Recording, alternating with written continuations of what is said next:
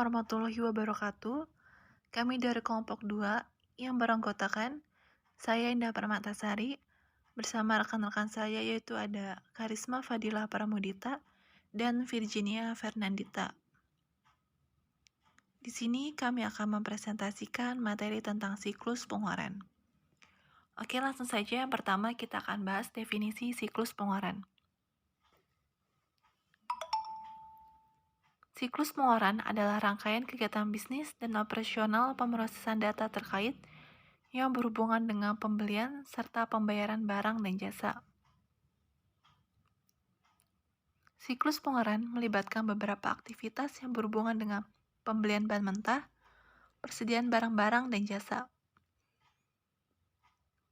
Kegiatan ini termasuk mengidentifikasikan dan mendokumentasikan semua pengeluaran uang, menyiapkan order pembelian, menerima kiriman barang, dan mencatat persediaan. Selanjutnya, siklus pengeluaran juga memiliki tujuan. Yang pertama, menjamin barang dan jasa yang dipesan sesuai yang dibutuhkan. Yang kedua, menerima barang dalam kondisi baik. Yang ketiga, mengamankan barang hingga dibutuhkan. Yang keempat, menentukan faktur yang berkaitan barang dan jasa dengan benar. Yang kelima, mencatat dan mengklasifikasikan pengeluaran dengan tepat. Yang keenam, mengirimkan uang ke pemasok yang tepat. Yang ketujuh, menjamin semua pengeluaran kas berkaitan dengan pengeluaran yang telah diizinkan. Yang ke-8, mencatat dan mengklasifikasikan pengeluaran kas dengan tepat dan akurat. Namun, tujuan utama dalam siklus pengeluaran sendiri adalah untuk meminimalkan biaya total, memperoleh dan memelihara persediaan, perlengkapan, dan berbagai layanan yang dibutuhkan organisasi untuk berfungsi. Adapun fungsi terkait siklus pengeluaran, yang pertama ada fungsi gudang. Fungsi gudang ini bertanggung jawab untuk mengajukan permintaan pembelian sesuai dengan posisi persediaan yang ada di gudang dan untuk menyimpan barang yang telah diterima oleh fungsi penerimaan. Yang kedua ada fungsi pembelian.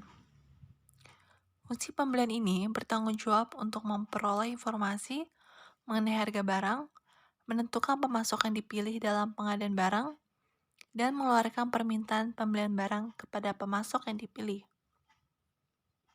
Yang ketiga ada fungsi penerimaan.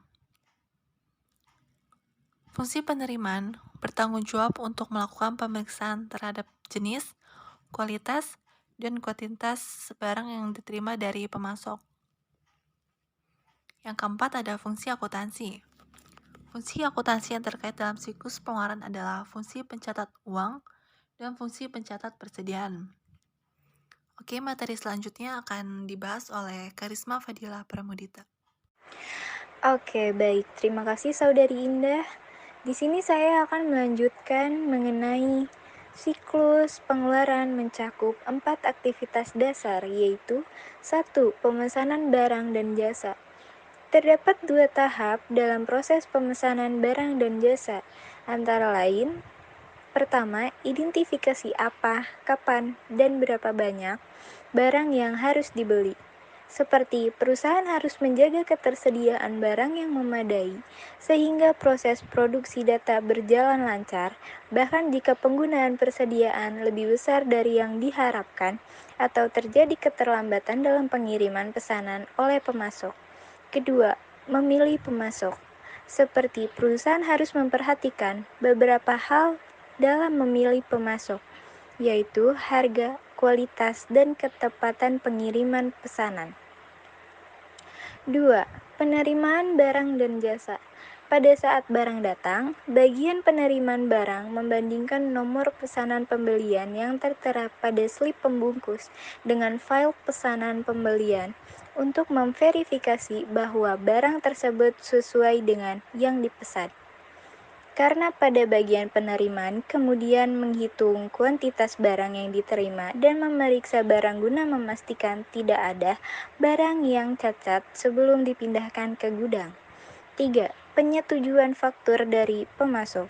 Bagian utang akan menerima faktur dari pemasok sebagai bukti guna melakukan pembayaran atas barang yang dipesan perusahaan.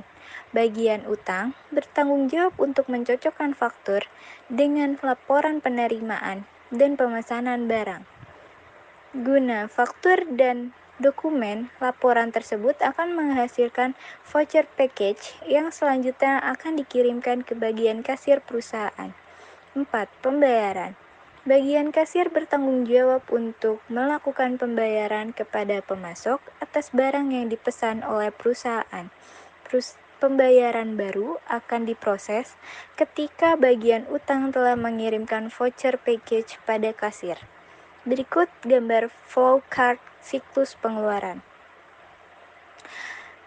Saya juga akan menjelaskan mengenai siklus pengeluaran secara garis besar meliputi 1. Pemasok harus diotorisasi sesuai dengan kriteria manajemen sistem informasi akuntansi. 2.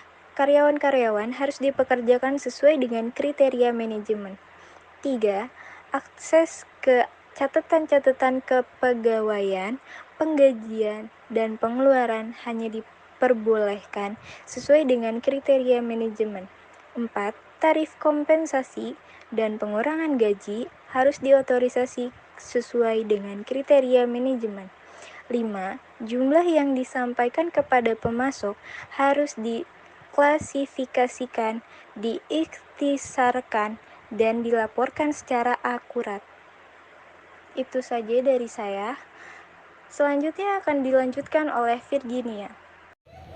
Terima kasih Saudari Indah dan Saudari Karisma. Di sini saya Virginia akan melanjutkan penjelasan dari siklus pengeluaran, yaitu dokumen yang digunakan dalam siklus pengeluaran ada 6. Di antaranya, yang pertama, surat permintaan pembelian. Dokumen ini merupakan formulir yang diisi oleh fungsi gudang untuk meminta fungsi pembelian melakukan pembelian barang dengan jenis, kuantitas, dan kualitas sesuai dengan yang tertera pada surat tersebut. Yang kedua, surat penawaran harga.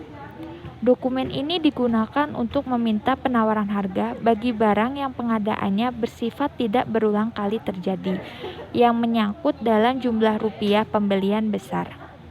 Ketiga, surat pesanan pembelian. Dokumen ini digunakan untuk melakukan pesanan barang kepada pemasok yang telah dipilih. Keempat, laporan penerimaan barang. Dokumen ini digunakan oleh fungsi akuntansi sebagai salah satu dasar untuk mencatat kewajiban yang timbul dari transaksi pembelian.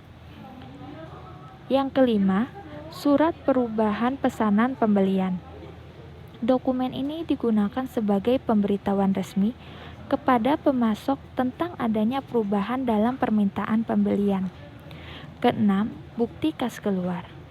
Dokumen ini dibuat oleh fungsi akuntansi yang berfungsi sebagai perintah pengeluaran kas untuk pembayaran utang pada pemasok serta berfungsi sebagai surat pemberitahuan kepada kreditur mengenai maksud pembayaran. Berikutnya yaitu catatan akuntansi yang digunakan dalam siklus pengeluaran. Di antaranya yang pertama, register bukti kas keluar.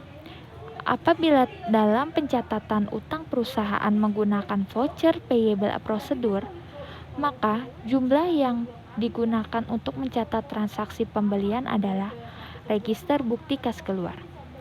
Kedua, jurnal pembelian. Jika dalam pencatatan utang perusahaan menggunakan akun payable prosedur, maka jurnal yang digunakan untuk mencatat transaksi pembelian adalah jurnal pembelian. Yang ketiga, apabila dalam pencatatan utang perusahaan menggunakan akun payable prosedur, maka buku pembantu yang digunakan untuk mencatat utang adalah kartu utang. Apabila dalam pencatatan utang perusahaan menggunakan akun payable prosedur, maka yang berfungsi sebagai catatan utang adalah arsip bukti kas keluar yang belum dibayar. Yang keempat, kartu persediaan. Kartu persediaan digunakan untuk mencatat harga pokok persediaan yang dibeli. Berikutnya yaitu kebutuhan informasi. Kebutuhan informasi merupakan kegunaan dalam siklus pengeluaran, berarti bahwa sistem informasi akuntansi harus memberikan informasi operasional yang dibutuhkan untuk melakukan fungsi-fungsi sebagai berikut. Yang pertama, menetapkan kapan dan seberapa banyak tambahan persediaan yang akan dipesan. 2. Memilih pemasok yang tepat untuk pesanan. 3. Memverifikasi dan memvalidasi akurasi faktur dari vendor. Yang keempat, memutuskan apakah diskon pembelian harus dimanfaatkan. Yang kelima, mengawasi kebutuhan arus kas untuk membayar kewajiban yang belum diselesaikan. Sekian penjelasan dari kelompok 2. Apabila ada yang salah, mohon dijelaskan. Terima kasih. Wabillahi taufiq walhidayah. Wassalamualaikum warahmatullahi wabarakatuh.